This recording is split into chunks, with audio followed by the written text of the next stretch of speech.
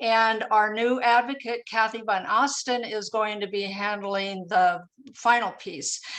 Sue's piece and Kathy Van Osten's pieces are both really very, very specific to Lobby Day.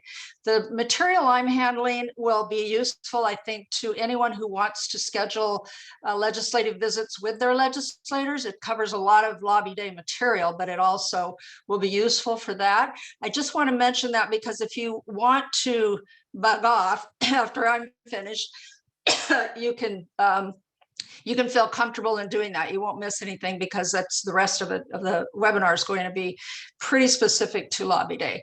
But we're happy to have you with us. And again, I want to thank all of you for showing up, especially those who are going to be participating in Lobby Day. We've lost a few along the way, but we are still 120 strong. I'm so proud of this organization and all of our mighty warriors out there who are willing to take the day to go to bat on behalf of our organization, to talk about and advocate on behalf of our 3 priority bills, and to be part of this great opportunity to get our name in front of the legislature and throughout California. So again, welcome and thank you. And a special shout out to our 38 team leaders. You guys have just saved my life. You have been such a tremendous help in getting information and material out to your team members.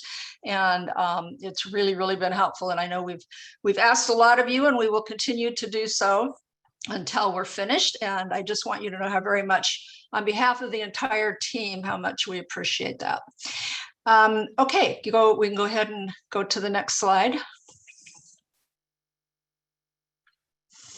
So as I said, what we're going to cover tonight is I'll be taking these first 3 topics.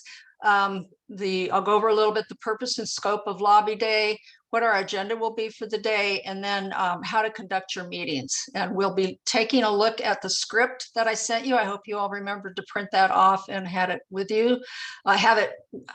With you. It's going to come up on the screen anyway, but you might want to make some notes.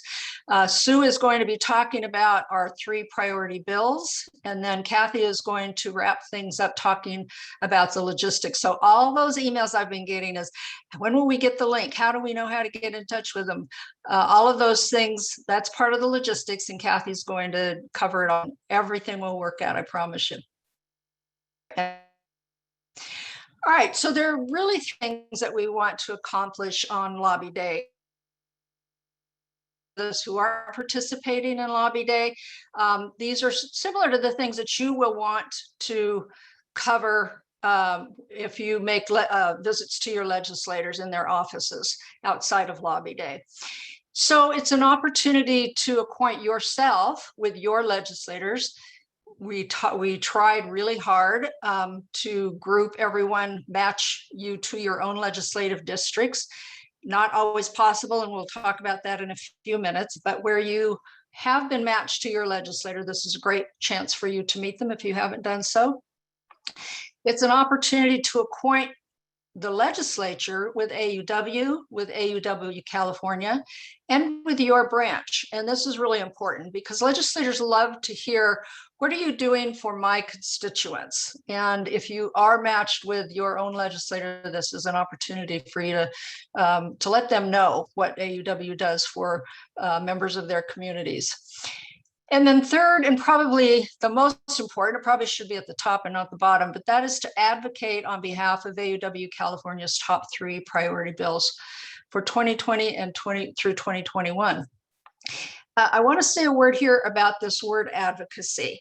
So I want to remind everyone, when you talk to legislators, you are talking on behalf of AAUW California, not on behalf of yourself.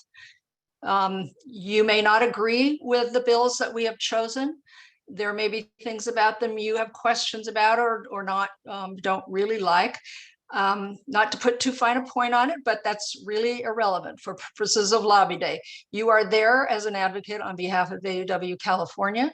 These bills have been vetted by the AAUW California Public Policy Committee, and they have been chosen as the bills that we feel are consistent with our mission and will further that mission if they're passed. So that's the capacity that you will be in those visits as an advocate on behalf of AAUW California. Okay, next slide.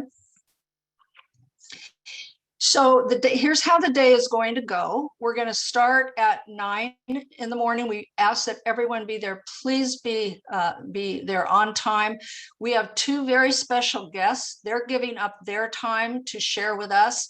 It's going to be kind of a rah-rah go team kind of event. It's our kickoff in the morning, and Christina Garcia, who is chair of the Women's Caucus, and Eloise Reyes, who is Assemblywoman Eloise Reyes, who is the new Assembly Majority Leader. They're big deals, and they're giving up their time to talk to us. And so it's really important that we make sure that we're on time. I suggest that you tune in at maybe 10 minutes till, just to make sure you don't have any technical glitches. And you're ready to go right at 9 o'clock. And then after our two assembly members talk, our new advocate, Kathy Van Austin, we call her KVO, is going to give you all an overview of the day and be available to answer any last minute questions that you may have. There may be last minute changes that come up that she needs to make everyone aware of. So it's important for everyone to check in. The other thing I want to say here is if you can think of any questions that you might have for the two assemblywomen, I would encourage you to send those to me ahead of time. They have both asked if there are going to be any questions they'd like to have a chance to see what they are, what we might be interested in, so they can make sure they cover it in their little address that they're going to be given to us. Okay, so that's going to take about 45 minutes, and then we start our meetings, and those will go all day from about 10 o'clock to 4 o'clock. And as I said, Kathy is going to go over all the logistics of how that's going to work. Okay, next slide. All right, we're going to talk about the meetings themselves. Most meetings will be about 20 minutes, as we've had some of our, excuse me, as we've had some of our legislators call to confirm their meeting time. Some of them have said they're only going to give us 15 minutes. So those teams that have 15-minute visits, you'll have to adjust your schedule and the way that you present things.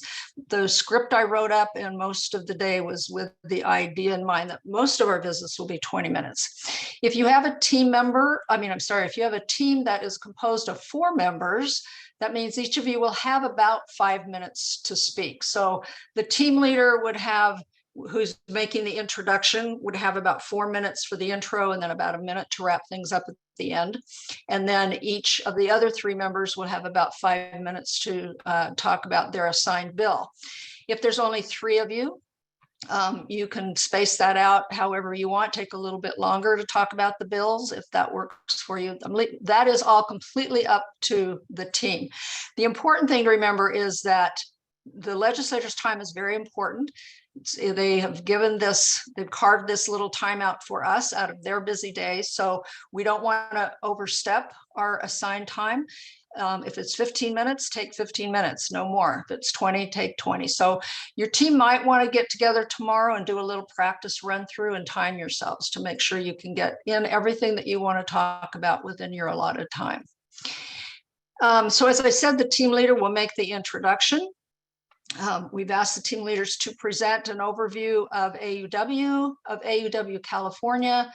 And if the leader, if your branch is in district, and by that I mean if the person who's been assigned to you, the legislator who's been assigned to you, if they're in the leader's district, then the leader can talk about their branch during their introductory time. We're going to talk in just a few minutes about different scenarios where we have members who are out of district, and we'll go over all that. Each member will then give an overview of their branch if they are in district. And why I'm emphasizing that is if everybody is out of district, there's no point in talking about your particular branches to any large degree. You can certainly mention and say what branch you're from. We would hope that you would do that. But that legislator is not going to be terribly interested in what you're doing for somebody else's community. So for those situations, what we really want to emphasize is AUW and AUW California, what we're doing on behalf of the entire state. Then each member will explain their assigned bill.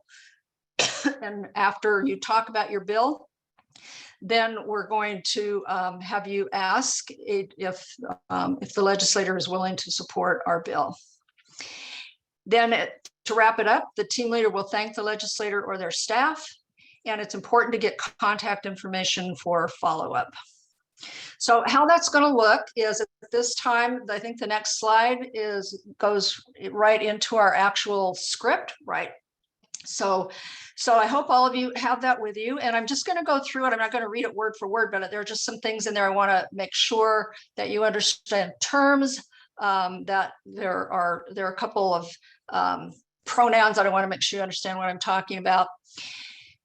So after the introduction, and as I say, the team leader can introduce everybody, or you can say, I'm so-and-so, and then let each of your team members introduce themselves.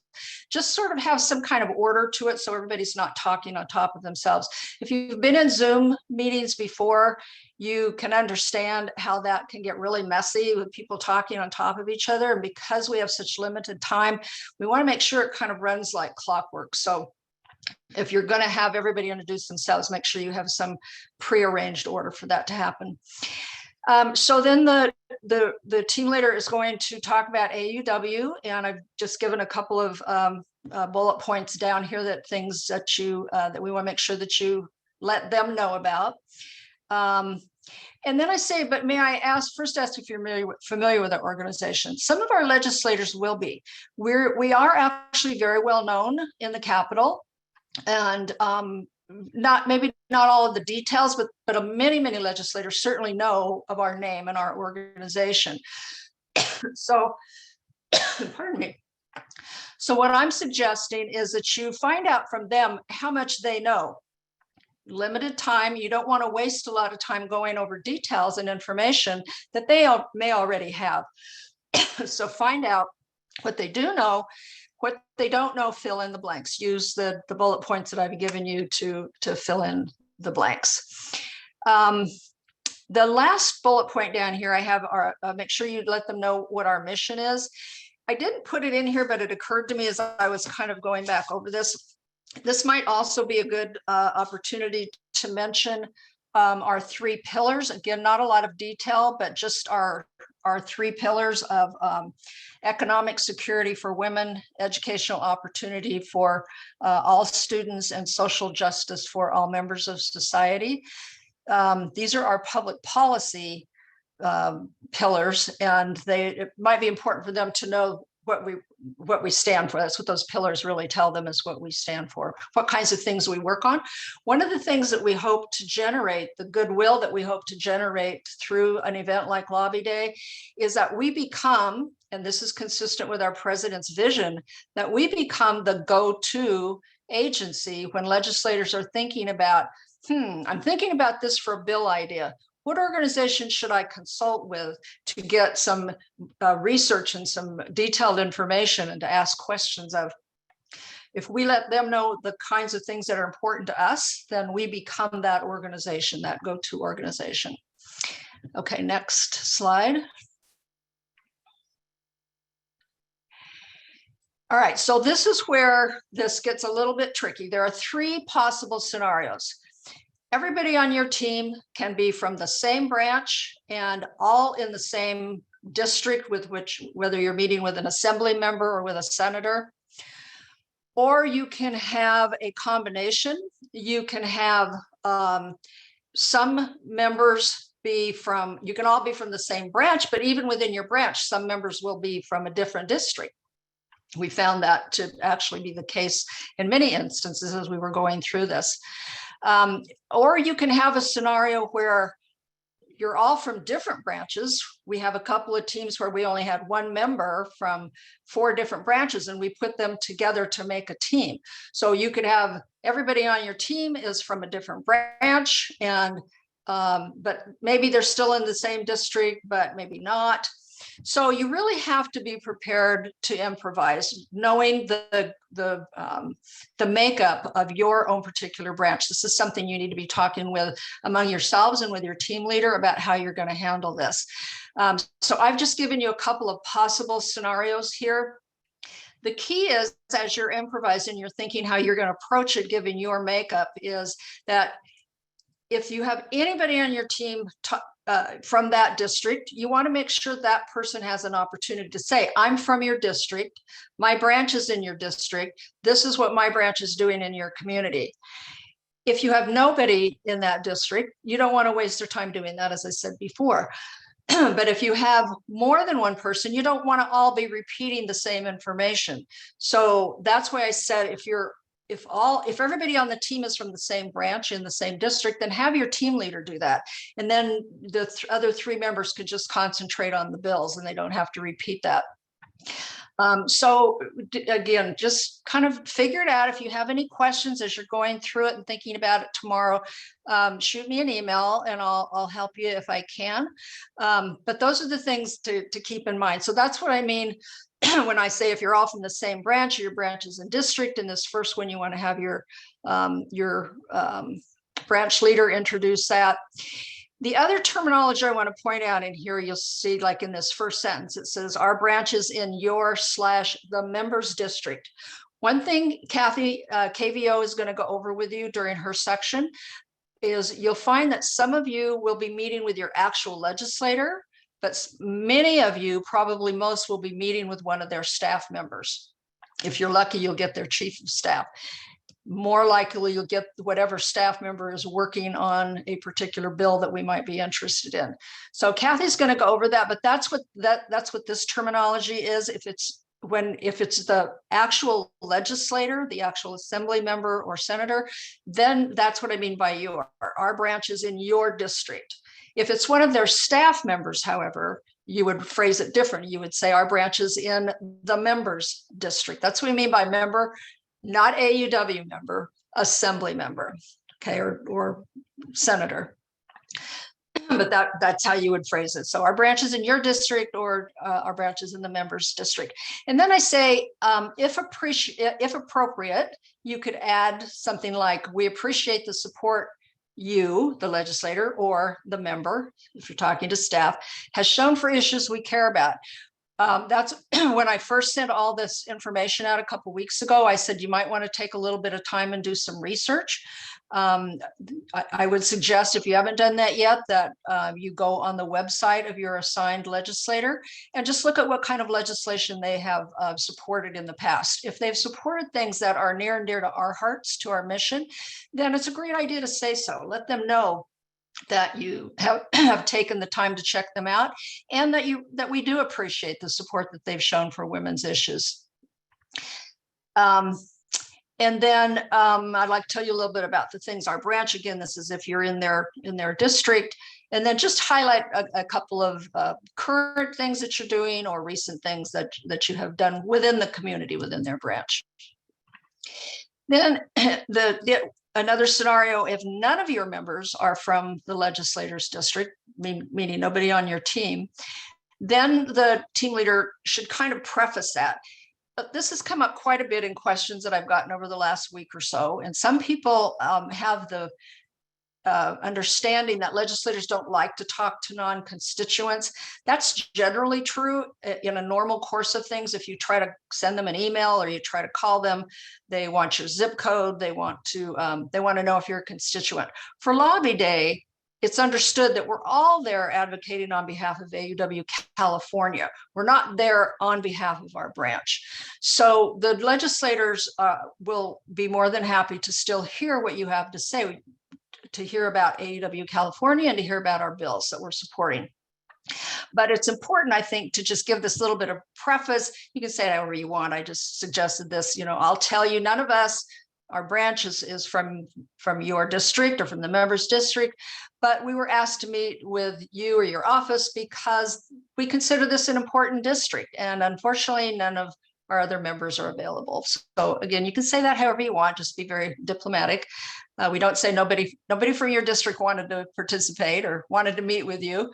I'm sure you can be more diplomatic than that. But then you just say, but I'd still like to have an opportunity, to tell you just in general what kinds of activities our different branches are engaged in. So get some ideas from the members on your team, just talk among yourselves again. What have you guys been doing? What can we share? What 2 or 3 things do we think it's important to bring to their attention? So then after you finish that little opening run through, then you just ask, can I answer any questions for you about AAUW? And then if they do ask a question and it's something you can answer, go ahead. As with everything, anytime you get a question that you can't answer, don't wing it, don't guess. But this question will go to the team leader. So you can certainly say, I'm not sure about that. How about, let me see if any of my colleagues can answer that. Turn it to your team members and give them an opportunity. If it's a question nobody can answer, just say, that's a great question. We can't answer it right now, but we'll get back to you. And then make a note of it on your sheet that we're going to go over later, so that we, on our side, can then make sure that question gets addressed. And then again, I'm talking to the team leaders at this point. Then you're ready to turn it over to the members of your team. You just say, every year AAUW California sets a legislative agenda of about 30 bills that we support. We've chosen our top 3 that we'd like to talk to you, and my colleagues will do that at this time. Okay, next slide. Now, this is for the team member. We've switched now from the team leader to the team member. So when it's your turn, and again, make sure you have this order prearranged so you're not kind of fumbling, oh gosh, who goes next? Sue, do you want to go or should I go? No, you want to have that all set up so that it's just like dominoes. One finishes, the next one's ready to start. So you might say something like, I'd also like to thank you for giving us the opportunity to talk to you. If you're in district, you want to talk about your branch a little bit if it hasn't been brought up by your leader. Then I'd like to talk to you today about bill number, reference it by the bill number and the author. I probably should have put that in there, but you've been given all that information on your talking points sheets. It tells you what the bill number is, the name of the bill, the district, the author of the bill, whose district it came out of. You want to mention all of that when you reference your bill. And then after you've gone through your talking points, and I want to emphasize here, don't be scared. This is probably the part that makes our members the most nervous. How do I talk about these bills? I'm not an expert in public policy. I'm not a politician. I'm not a lawyer. None of that matters. You don't have to be any of those things. We have set it all out for you. We would just ask that you go through it a couple times before Wednesday so that you're familiar and comfortable with it, but certainly we don't expect you to memorize it. So refer to your talking points or just read them if that's the best way you can get through it. We don't want you to be nervous or feel flustered about it. If you need to read them, okay? Then after you've gone through the talking points, then your question, do you have any questions for me about this bill number? Again, answer if you can. If you can't, your answer is, I'm not sure about that. I will definitely have somebody from our state public policy team get back to you. And we will get back to them. But it's critical that you let us know what their questions and concerns are so that when we get back to them, we can be prepared to address that. And then you end by saying, may I indicate that AAUW will have your support for this bill? And this is important. If they say no, now some of you may be paired with a Republican legislator. Caveat, I'm not raising this to be partisan. It is not partisan. We sent invitations to everybody, members of both sides. The truth is that most of these bills, all 3 of these bills were authored by Democrats. So you may expect a little bit of pushback or resistance, or at the best, maybe just some questions or concerns expressed by a Republican legislator. Or if they just come right out and say, no, we think this is a horrible bill, there's no way we'll support it. whatever they say, you don't argue with them. You don't say, oh, well, let me change your mind, or, maybe you didn't understand me, or whatever. You just say, thank you very much, and write down the fact that they have disagreed or that they have issues or concerns. Write them down. And again, we'll follow up on them, but don't have anything else to say after that. And then when you're finished, then your next one takes it up and goes through this exact same scenario with their bill. Okay, next slide. And then the team leader comes back on and does the closing. You want to make sure you thank them again for their time and attention. If you're meeting with the legislator himself or herself, we're not going to get back to them necessarily. We usually deal with their staff.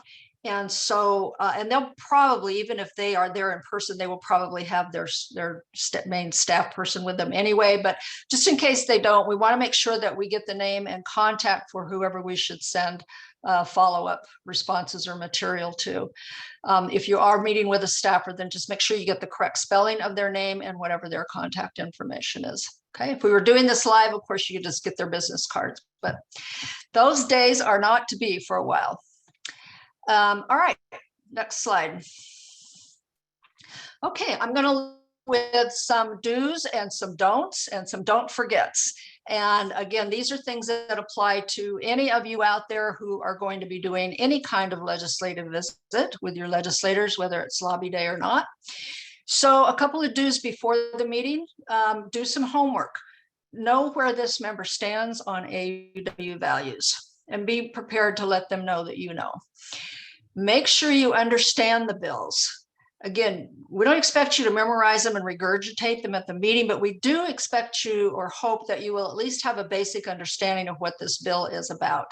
Review the talking points. If you don't understand them, I'm going to invite you to contact not me, but my colleague Sue Miller, who is handling that part of this, and she will, I'm sure, be glad to help answer any questions that you might have.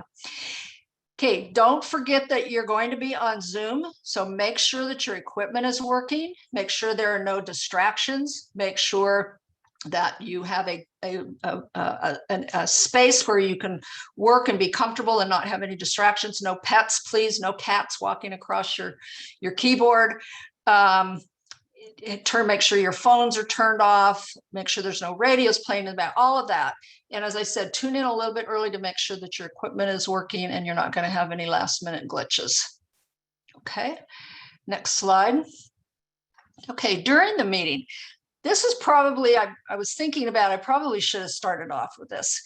And I put this in capital letters with an exclamation point: relax, relax, relax. It can be nerve-wracking, it can be a little scary, it can be a little intimidating, but the truth is they're just people. They're just like us. And most of you will be meeting with their staff members anyway. So, and the other thing I want to mention is I've done a lot of legislative visits, and I've always found that they're very, very happy to have us there. Legislators like to talk to their constituents. They like to hear what's going on out there in their state. They like to know what your issues are and what you're concerned about. So they're going to be very, very welcoming. I've never, ever had one bad experience in any legislative visit that I've ever done, other than having to sit in the hallway sometimes because their offices are so tiny, they don't even have a chair for you to wait in. But I really mean this. It's not just a platitude to make you feel better. It's really, you really can relax. You don't have to be intimidated or nervous. It's actually going to be a little bit easier on Zoom because you're not going to be right there in the room with them. If you are a constituent, make sure you let them know. They love to hear that. And then let your pride in AAUW shine through. This is our opportunity, as I said, to get our name out there and to tell them who we really are.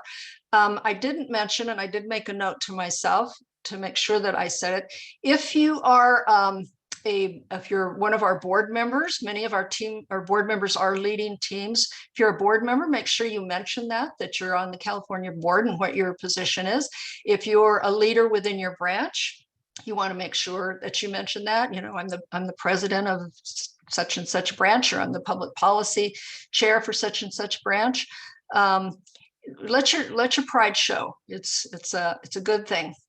I mentioned this before, stick to your allotted time. Okay to read from the talking points. Give them time to ask questions and listen carefully to the responses. It's not pro forma. We really want to know what they're thinking about our bills. So make sure you allot enough time in that 5-minute slot you get to give them time to ask questions, listen carefully to the responses, write down anything that you think is important and that we would want to know about. It's okay to say, I don't know. I covered that. And then of course, end by asking if we can have their support. And then I think I have one last slide.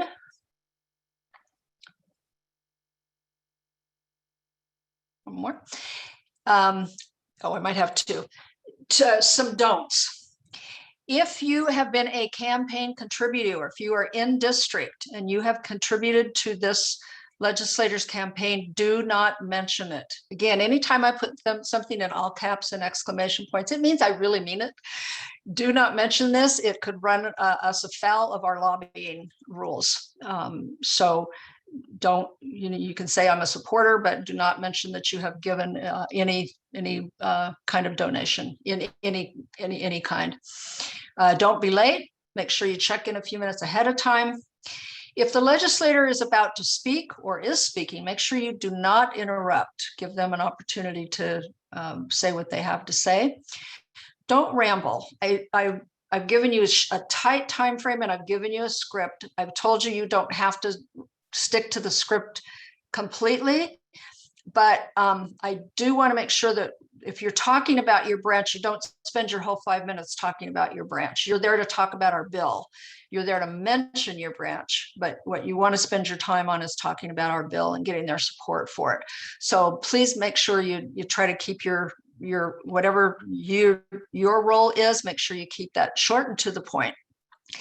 And finally, don't eat or drink. It's only 20 minutes. You can live without your soda or your breakfast roll. Make sure you eat breakfast before you start so you don't get hungry, but that would be kind of rude for us to be sitting in front of our screens. So let's don't do that. And I also didn't say anything about the way you should be dressed. Make sure you're wearing pants, please. As far as your top half, you think of this as though we're there in Sacramento and this is a business meeting and you're representing AAUW California. So, make sure you brush your hair and we may not be used to that over this past year, but for this event, make sure that you make a nice presence on behalf of AAUW. All right, next slide. And then I'm going to end with some don't forgets. It would be a good idea to have somebody designated to take a picture of the screen. That way, you can reproduce that picture in your newsletter. You can send it to us and we can get it posted on the California website. Be flexible. This is one that probably should be in all caps and exclamation points because that is the nature of an event like this. We have to be flexible. We have a lot of last minute changes, as you've seen with the flurry of emails I've been sending over the last couple of days. That's been happening already. There could still be more tomorrow, and there could even be some Wednesday morning. So just be flexible. We'll keep you informed. We'll give you as much advance notice of any change that affects you as we possibly can. Your member or staffer may be late. Just wait patiently. They may have to cut the meeting short. Maybe he or she gets called into a meeting and they have to leave abruptly. Even if you're frustrated by that, don't show it. That's just the way it's going to be. There may be technical glitches. We are dealing with Zoom and technology, and we can't control that. So we do the best we can. And be courteous no matter what. Of course, I know you all will be, probably goes without saying, but I just threw that in. No matter how frustrating it gets, just keep your happy AAUW smile on. Make sure you get contact info and make sure you make a note of any questions, concerns, or responses. All right. I think I am finished. And before I turn it over to Sue, I think this would be a good time for questions for this first part. Yes, Kathy, we have quite a few questions for you. I'm going to stop sharing so that your face is nice and center focused on the screen. Okay. Okay, so what is the proper way to address an assembly representative during the meeting? You refer to them as assembly member, or if it's a senator, you refer to them as senator with their title of senator or assembly member and their name, their last name. And also during the conversation, what if the assembly person is asking a lot of questions? There's concern about making sure that one gets their 5-minute portion presented. Well, it's more important from our standpoint that we know what their concerns are so that we can address those. So if you can't get through all of your talking points, a lot of these legislators are going to, they talk to each other. They're going to be aware of each other's bills, maybe not in as much detail as we're hoping to give them, but they'll be to some degree familiar with them already. So if that happens, let them talk. It's more important that we find out what their concern is, and don't worry too much if you can't get through all your talking points. So also during that conversation, what if they're willing to talk longer than 20 minutes? Should we just go with the flow of the conversation, even if Absolutely. we have? Yeah, absolutely. Yeah, they're willing to give us more time.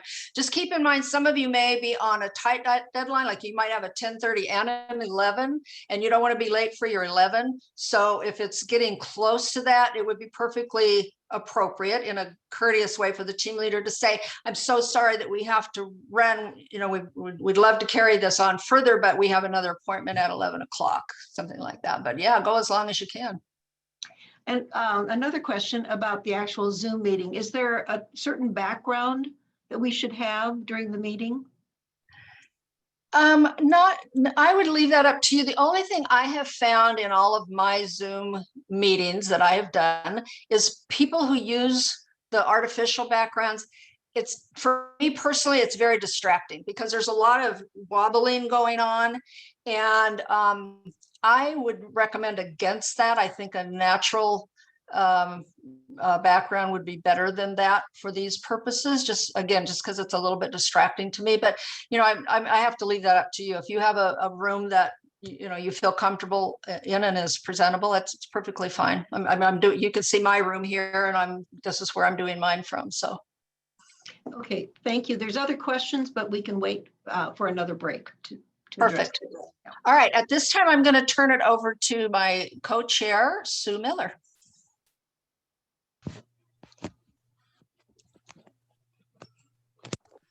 Good evening. It's great to be with you all. And I would add, for those who might be departing now, please do try to set up a meeting with your legislators at some point. Start with maybe just a get to know you meeting with maybe 3 or 4 branch members meeting. Set up a meeting in the district office, because you may be able to be in there face to face with your masks on. And they always go back to their district on Friday. So Friday's a good day to ask for an appointment. But please do think about it, because when you want to contact them later about some specific issue, you're likely to get their attention to a greater extent likely than if you never had anything to do with them before at all. So I'm hoping that what you learned today is just going to be useful to you for a long time. Okay, talking about our talking points. There are 3 pieces of legislation that your Public Policy Committee considers to be very important, and we've chosen those for this particular lobby day. The first one is Assembly Bill 92. Its title is Child Care Family Fees, and it was authored by Assemblymember Eloise Gomez-Reyes. We are a co-sponsor of this bill, so it's really important that we share about this bill. Governor Newsom very recently released a master plan for early learning and childcare, which is something that's in effect for 5 years. It's going to be a roadmap for building a comprehensive and equitable early learning system over the decade. It's research-based, and it was developed in a collaborative way with a number of important organizations participating in it who could really communicate the issues and discuss what some of the solutions might be. This master plan builds on more than $500 million, which are federal funds that were coming this way. And the governor and the legislature are going to use these to increase access to child care through vouchers, by waiving family fees, by implementing funding reform, by growing networks to support child care providers and help their small businesses grow. And another important component is providing universal preschool for all 4-year-old kids. The child care focus in this particular bill is the fees that family members pay.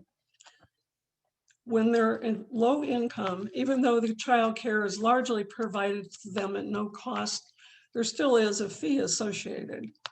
But the way it's been calculated, it would go higher if they make more money in a given year.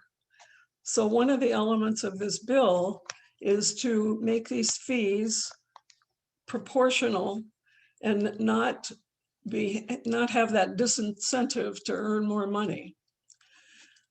The State Department of Social Services estimates that over 2,000 family care homes, those are homes that maybe children are only 3 or 4 in total. These homes and over 400 child care centers that offer services to larger groups of kids have closed in 2020, and probably even more since the first of this year. And this is largely due to COVID, but there never were that many to start with. And now it's really a problem because many families cannot work and also care for their children if they have no provider. This is one package or one bill in a package of childcare bills. There's some other ones coming up, and this is the one that we've chosen to really focus on. This bill is important because it will provide some stability both for those who are childcare providers and also to offer the families what they need to be able to work and actually contribute to growing the state's economy. The sliding scale is the methodology that's going to be used in this bill. And one very important thing that's just been added to the bill, some of the federal funds that I mentioned are now going to be used, and this is through the budget process in the state, to waive all fees for childcare from now through October 22nd, 22. So that's a wonderful thing that's going to benefit families needing childcare. Currently, there is no opposition known. Sometimes things come up, but I think there's a very broad feeling in the state that this is so important that it needs to happen. And I think we'll see some success in other bills as well.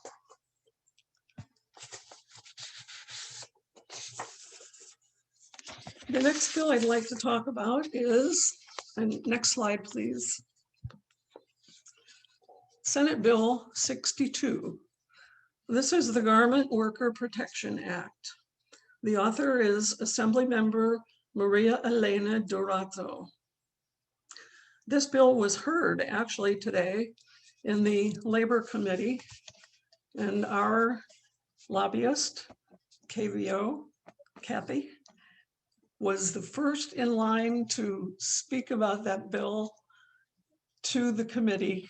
And I thought that's a wonderful thing. We're right up there in front of it today. So this bill would expand and strengthen enforcement of wage theft. in the garment manufacturing industry, there's just a very complex layer of contracting. There are many organizations involved in the production of clothing, and they all find ways to get out of paying a fair wage to their employees. This bill would eliminate the piece rate in the garment industry. That's currently the way workers, which are largely women, and many of them are immigrant women, they are paid for how many pieces they handle. Maybe they're just cutting it out and it doesn't get sewed together in their shop, so they cut all day long. Maybe they're even just the ones who sew in the label on the garment. And so there are many individual businesses that are involved in this. Well, the piece rate is not fair because it looks, until last survey that was done about 2 years ago, like these employees are making about $5.15 an hour. It's just totally unfair. So we call it wage theft. And it's in Los Angeles, of course, the greatest number of these things take place. That Los Angeles has over 2,000 garment manufacturers, and there's more than 46,000 people employed. They work well over 8-hour days, sometimes as many as 12. And during the pandemic, many of them have been refocused on working on masks and other personal protective equipment. And one of the persons who testified in the hearing today said, I didn't have any mask to wear. I didn't have any hand lotion or hand cleanser to use. I'm sitting right next to a person. There wasn't any distance between me and the person next to me. So they were really put at risk in the way that they work. One of the comments made in today's hearing was that in the last year, $5 billion in total output came from the Los Angeles garment manufacturing business. Now, I would point out there are ethical garment manufacturers. And the evidence of that is that over 100 of them are actually supporting this bill, because the way they work, they are paying their employees fairly, and they want to see other garment workers or garment organization, manufacturing organizations paying their workers a fair wage as well. So when this bill passes, and because this bill was introduced in the legislature last year under a different number, but unfortunately didn't get through that very last day, August 31st, 2020, when the final bills were passed, it just didn't make it to the floor in time. These poor folks that are working in this industry have had to put up with a whole year now of that same kind of treatment. So the bill, we hope, will pass. We think there's a good reason it will. It will eliminate the piece rate. Workers will be paid legal wages. There will be penalties for wage violations. And the labor commissioner will have a lot more specific information on which they can investigate and cite the brand guarantors. I was very moved by one of the comments made by one of the persons today. She said, and she spoke in Spanish, there was a translator, but her testimony, she said her business, her organization that she works for, produces clothing for Forever 21.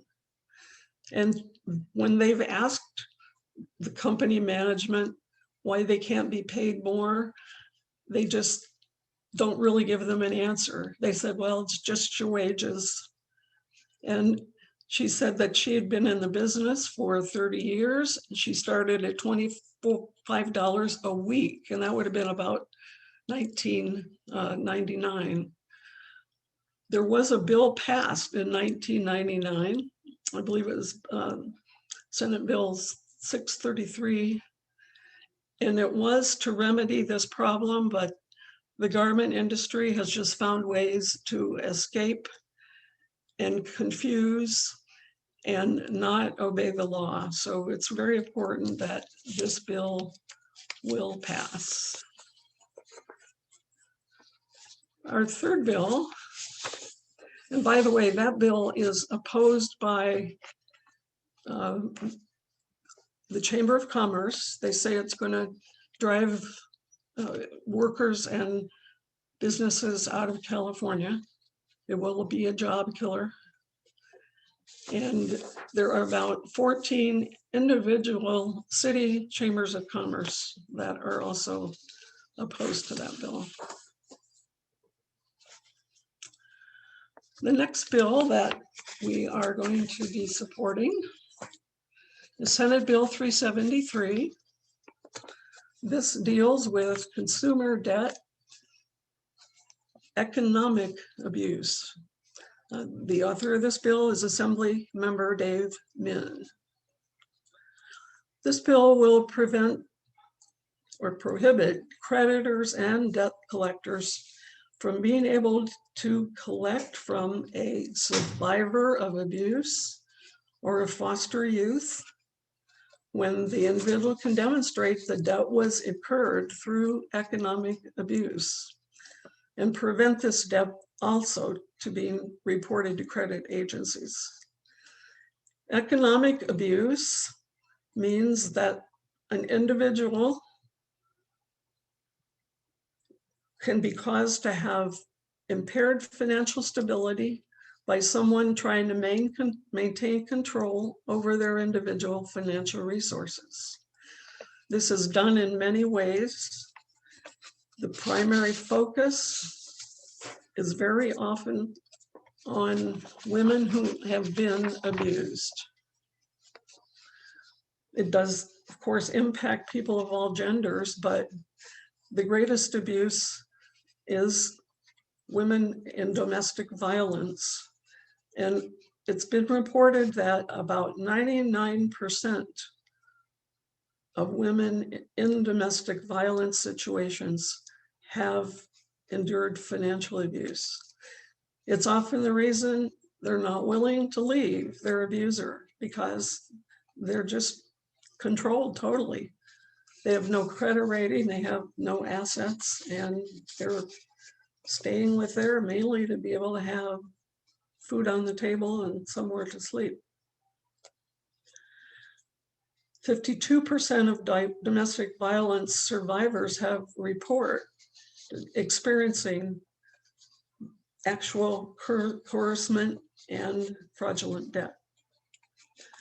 Elder abuse is another area that's very open to this kind of terrible situation. A lot of older people have entrusted family members or other people where they've given them power of attorney, and these people take advantage of them by stealing money out of their bank accounts. And again, they threaten these individuals by, I'm going to leave you, I'm going to actually cause you physical harm unless you do what I tell you to do. That's a very serious situation. Also, and I certainly wasn't aware of this, youth who are in foster care often have some assets, but because they're in foster care and they're under the control of some adult, that person often steals their money as well. The bill can have long-term consequences for the survivors, creating barriers for their future education, for their housing, and their employment opportunities. When you have bad credit records, it reflects in many ways.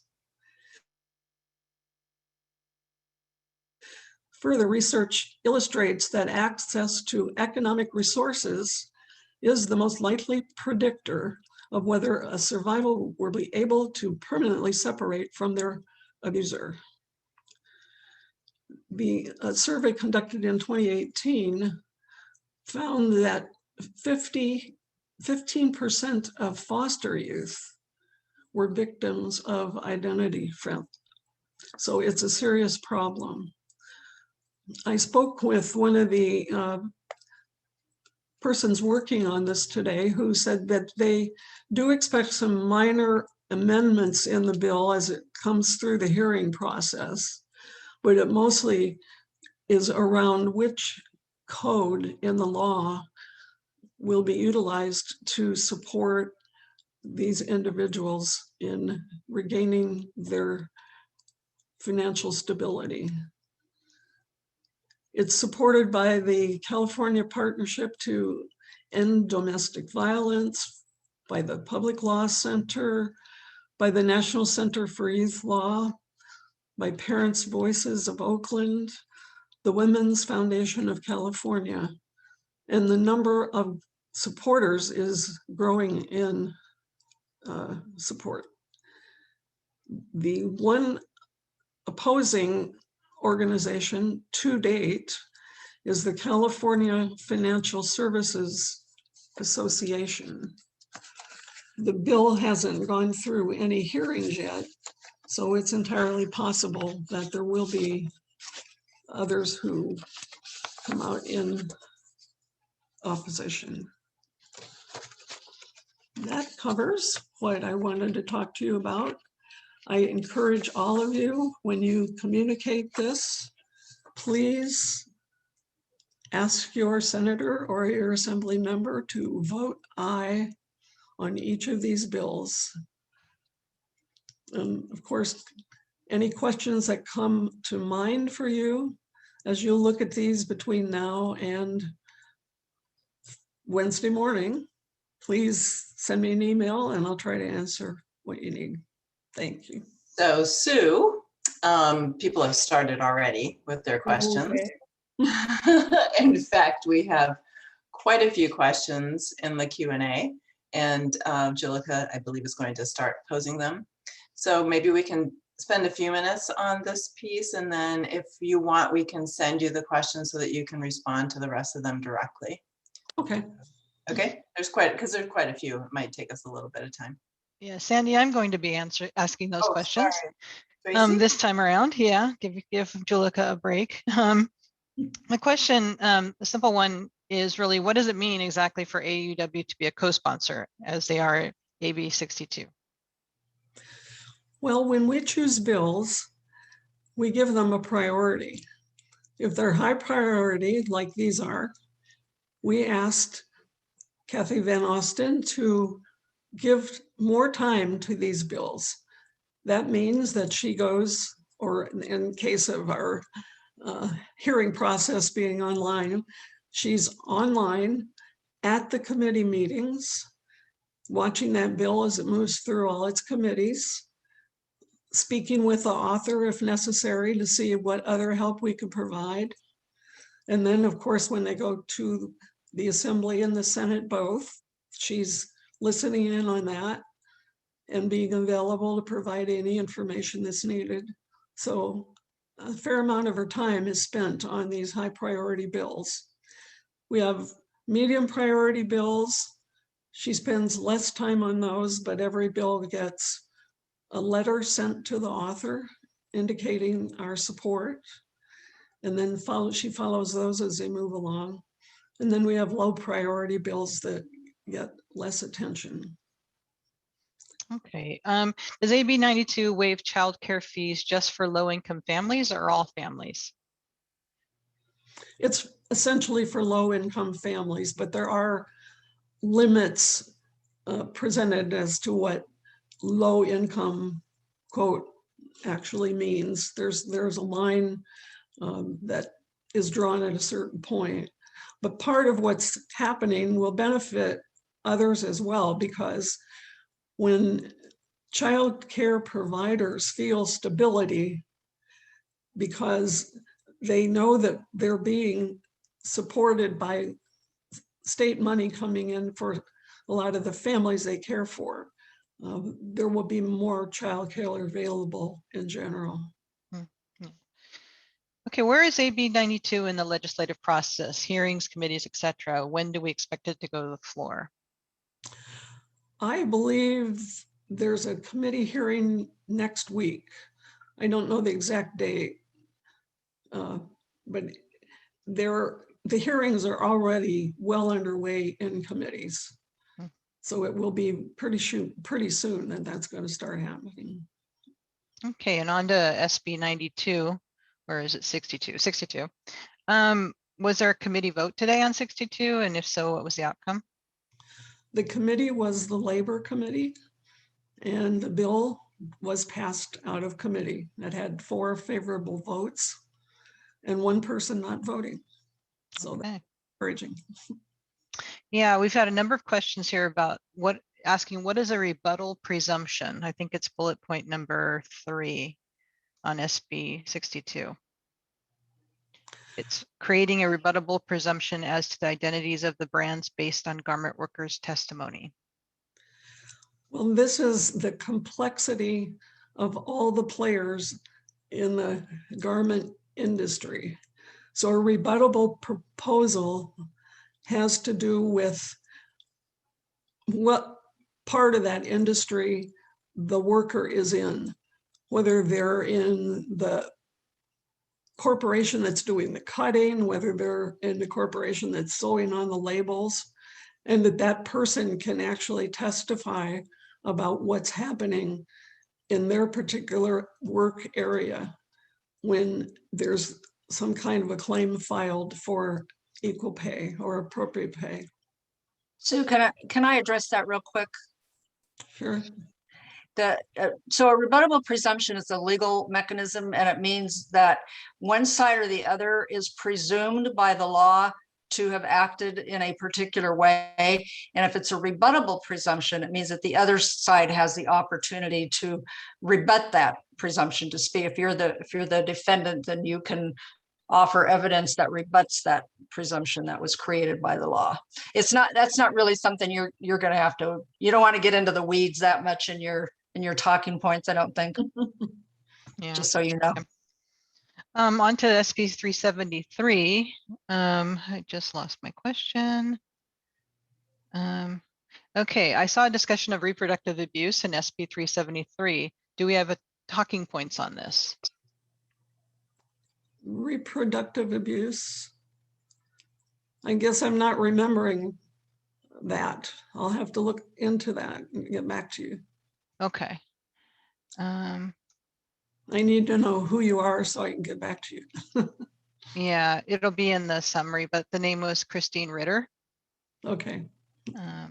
Let's see. I think that's enough for now. Well, here's one more. What reports can we cite to read the stats on domestic violence, elder abuse, and foster care, re SB 373?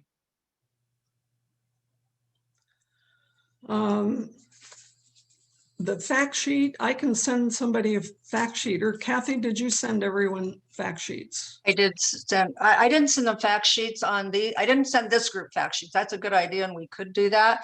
I'm just going to say for domestic violence victims, you can go to the website for the California Partnership to End Domestic Violence. It's CPEDV for short, and they will have every statistics ever known to humankind that you might possibly want to learn about. Okay, great. All right, so I think I'll send it back to you so you can continue with the program. Well, I'm happy to now introduce you to Kathy Van Lusten, our new lobbyist for AAUW, and she's brilliant. Kathy.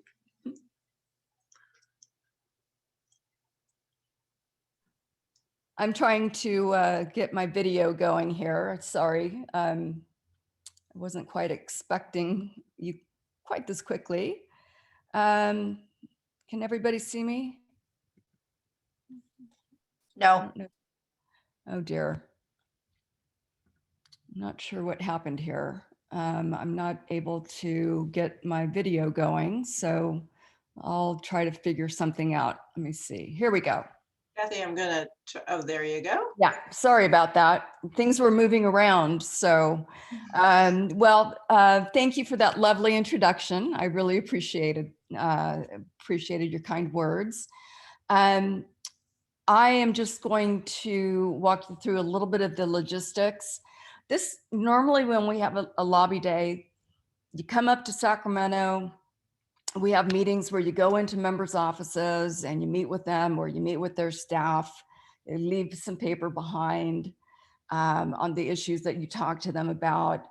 You know, COVID has changed everything. Everything is being done online. So for this lobby day, all of our meetings are by either the Microsoft Teams, or in some cases, there are a couple of Zoom meetings. I've used both. They both work great. I hope nobody has problems, but you will have our contact information if you have trouble getting onto one of your links. So Kathy had mentioned earlier, maybe try a few minutes before your meeting to make sure that you can get into your meeting. Every team will receive your itinerary of your meetings, including the 9 o'clock launch meeting with our two assembly members joining us. It will have the team number. It will have the team members, and your 9 o'clock meeting with the link that you can just hit right there and go directly to that. And then when you've got your next meeting, you can hit the link right there. It's all on one page. So it should be super easy. Most teams only have 1 or 2 meetings. There are some that have 3 or 4. There's very few of those. We have done our darndest to try to get as many meetings as possible. Some offices just have not gotten back to us, which is really, frankly, unusual. I've been doing this for more than 23 years, and offices are generally very good about responding. So we've had some that have not done so well. Some of them are newer members, some of them are newer staff. So, whatever the case may be, we just move on. Some of the offices, we've got a few meetings scheduled today.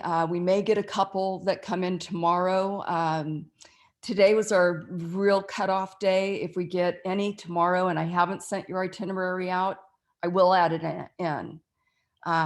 Just so that, if we get the meeting, we'll have it. I'm going to try to get all of the itineraries out by noon tomorrow.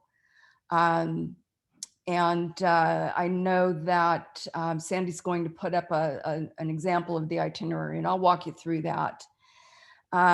So it'll have the time for each meeting, the legislator, whether they're a Democrat or Republican, where they're from, a link to join the meeting, the committees that the legislator sits on. I've tried to target legislators that I thought would be sitting on committees that will be hearing the bills that we care about.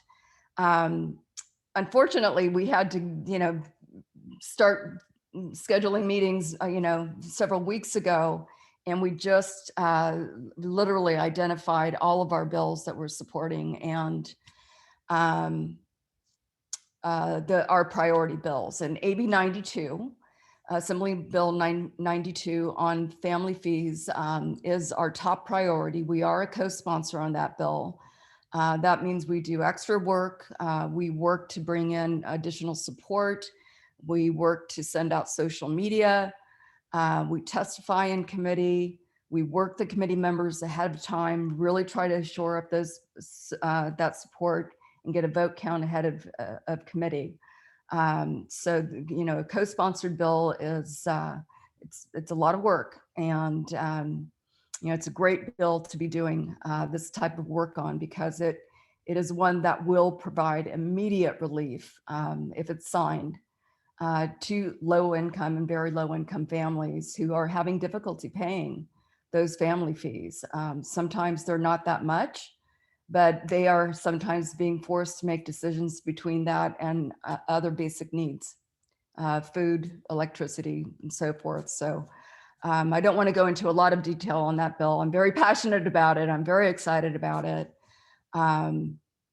It will have an element in the bill that would waive all the family fees, like Sue said, through October of 2022. So that's a big deal. And I saw a question somebody had asked, what's the fiscal impact on that, or how much is that going to cost? The author of the bill has asked for $125 million that is coming down in federal funds, specifically for childcare. So that is one of the requests. We're also working the budget on that and participating in that. So just a little bit of additional background on that piece of legislation. I'm including, like I said, the committees the legislators will sit on that will hear these bills. So you'll see under the time, the legislator's name, the link to the meeting, and then there's a section called notes. And I'll say the member sits on Judiciary Committee, which will be hearing SB 62 and SB 373. Or they sit on Appropriations Committee, which will hear these, these two bills. So that you will know if the member sits on a committee that will hear one of the three bills that you're talking about. I'm also including in notes if they are a co-author on the bill.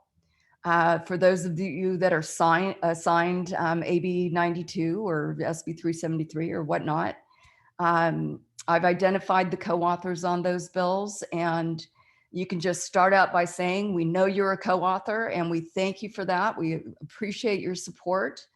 You don't have to go into a lot of detail. You can explain why AAUW California supports it.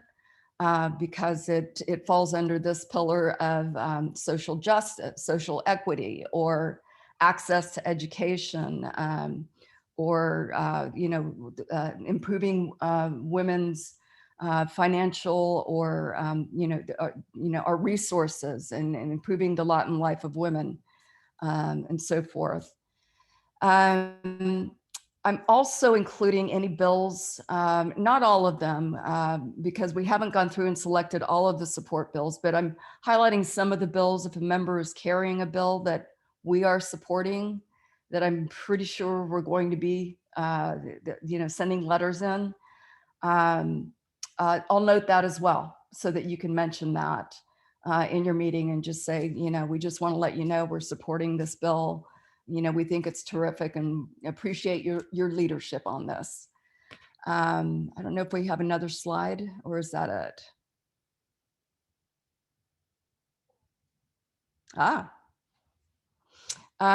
So as I said, you will have a separate link for each meeting. I didn't notice a lot of meetings that really butted up against each other today. I've been putting together the itineraries for you. Haven't seen much of that, so I don't think that'll be a problem for you. Some legislators wanted to use their own Zoom accounts, so you may see a Zoom link instead of a Microsoft Team links. I don't think you'll have any problem getting online as well. It's really important to be on time. Like I said, if you can get there maybe a couple of minutes ahead of time, just to make sure you can get into the room. There is no host required in this room. There's nobody that's going to have to let you in, with the exception of some of the members' Zoom accounts. They will have control over those. So if you see a Zoom link, you may have to be let into the room. If there's a password, I'll be sure to include that. If you have any questions about, you can't get through with a link, Jennifer Minahan has been scheduling all of these meetings. She's going to be in the office. We'll both be in the office, which is that first number, 444-3108. You can call that number. You can call her cell. She will be able to immediately help you. You'll see my cell number. If for whatever reason you can't get a hold of Jennifer, give me a call. I've got all the information as well. So don't hesitate if you can't get a hold of Jennifer. She may be on the other line.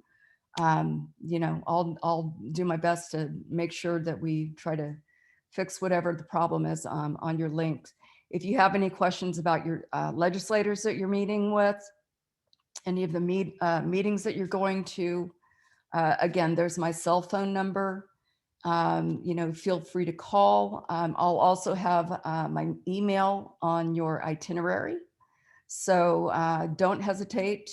Once you get your itinerary tomorrow and you're looking through this and you know, you have a couple of questions, you know, if you want to send me an email, I'll be happy to answer, you know, as best I can. You know, I'm hoping I won't get 120 questions, because that's a lot to answer. But if you do have a question, I want you to feel free to ask. And I think that is it. Do we have a copy of the sample itinerary? Oh, sorry about that. Team leaders. After the meeting, team leaders will have a document that will kind of just ask you questions about, you know, your meeting and how it went. If there were requests for any specific follow-up, if they asked a question you couldn't answer, trust me, I've been doing this for so long. I get questions thrown at me. I don't know the answer. They don't want you to guess. That's the worst thing you can do, is guess and be wrong, because that affects the credibility of the association. So just say, you know, gosh, I really don't know the answer to that. I'll get back to you. The organization will get back to you with an answer to your question. If they want more information, make a note of that. If they want fact sheets, if they have said, if they've told you, gee, I really like this bill, I'm probably going to end up supporting it. Go ahead and ask them if they want to co-author it. You know, if they'd be willing to co-author. They won't commit likely in a meeting, but just, you know, feel free to do that if they're giving you some positive responses. Forward those obviously to Kathy and Sue, and between the three of us, we'll get the follow-up to the legislative office and make sure they have what they need. So do we have another page, or was that the last page? That is the last page. Okay, do we have a sample itinerary that you can put up? Yep, actually, I think we displayed this while you were talking about it, but here it is again. Oh, okay. I didn't see it. Sorry. That's okay. I didn't see it either. So can you see it now? No. We have the question slide. Oh, okay. So let me reshare that.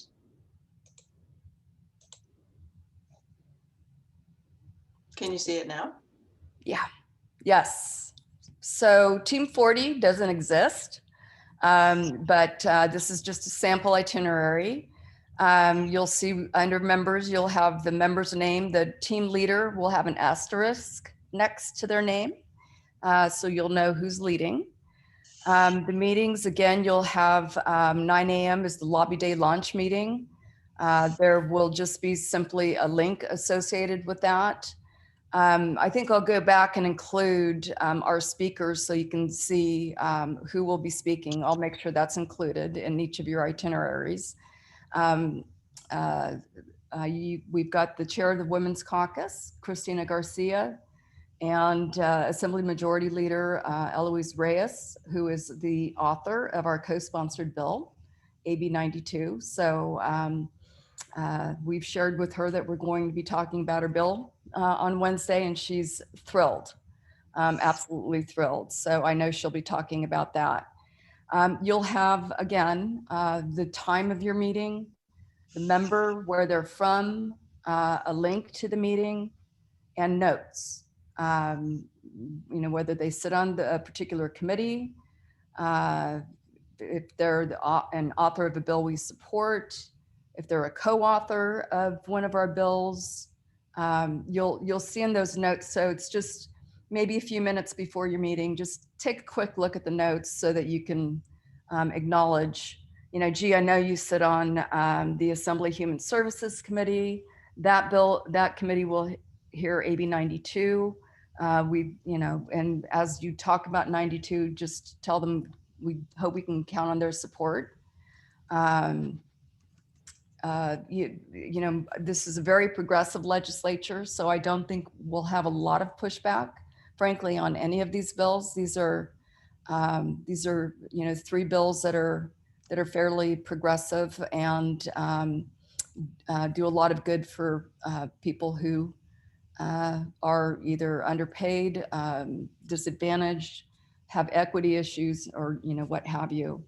And again, at the bottom of the itinerary, you'll see the contact information for Jennifer for technical difficulties, and my contact number is there as well. So, you know, again, don't hesitate to call if you get stuck, if something's concerning you. You know, that's what we're going to be there for.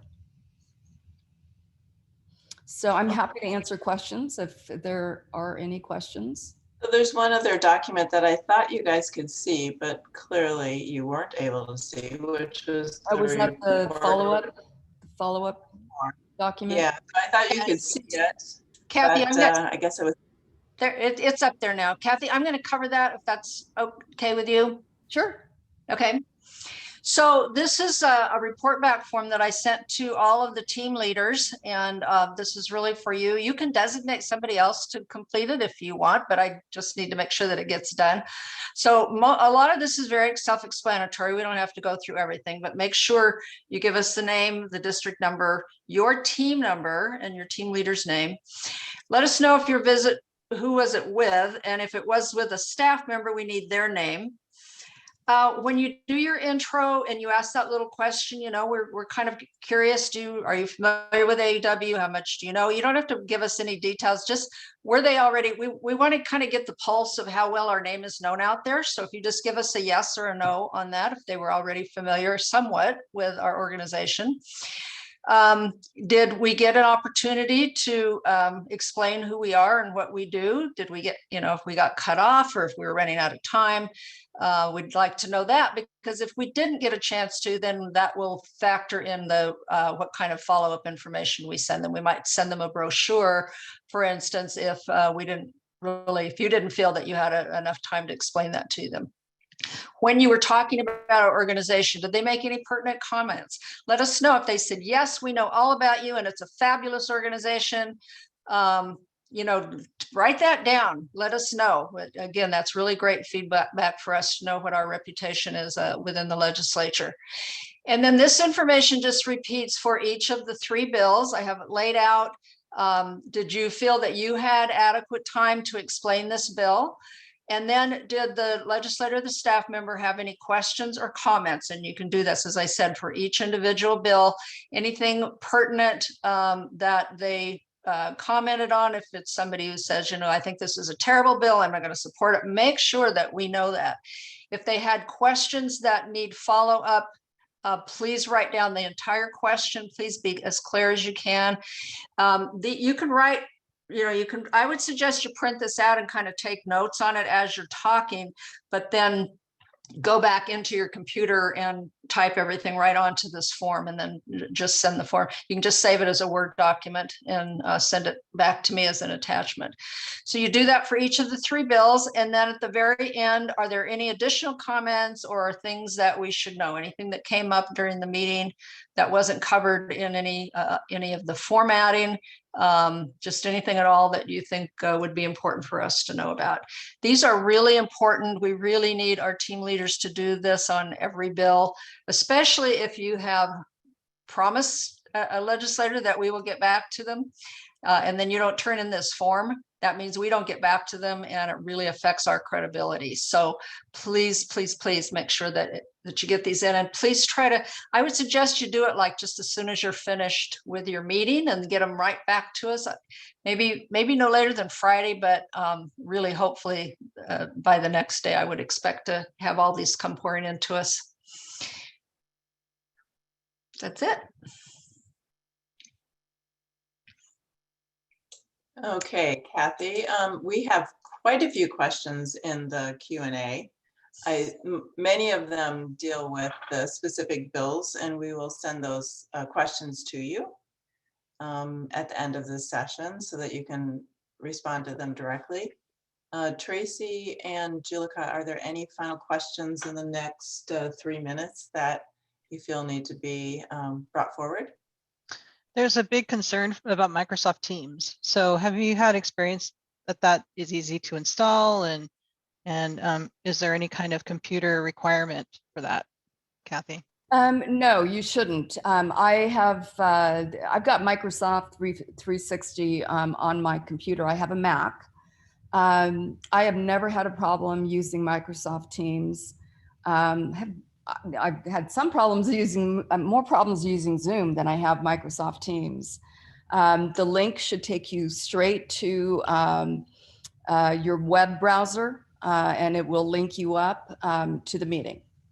Okay, so there's nothing to download ahead of time to test. No, there's nothing you should need to download.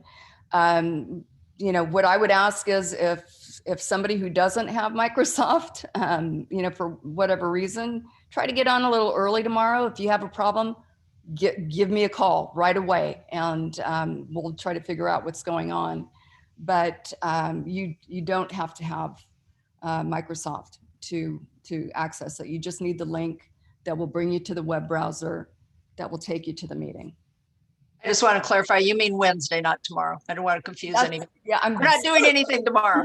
So excited for the day. I can't wait to get going. Yeah, there's one other question too, and this was actually early on. If somebody missed the sign up for the individual events, is there any way they can still participate if they attended this training? I would ask, I saw that earlier in the Q&A. I would ask them to contact me, just send me an email at the address given, and I'll take a look. We lost quite a few people, and so we could use some extra bodies, but the chances are pretty good that you're not going to get your own legislator. We would put you on a team where you're needed. So if that's acceptable to you, then sure, go ahead and contact me, and we'll get you hooked up with a team. All right, thank you, Kathy. Yeah, I don't see anything else that is generic. I think the rest of them are regarding certain bills. Okay, fantastic. And there are quite a few for you guys to consider tomorrow.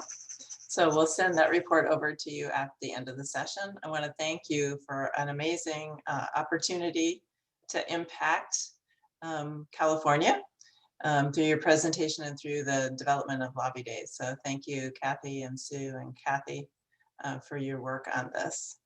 And that'll conclude our session this evening. We will post the recording in the next 24 to 48 hours. We'll send the questions to Kathy and Sue for a response, and they'll get back to you directly. And that concludes it. And if our presenters will stay on, that would be fantastic. Thank you, everybody.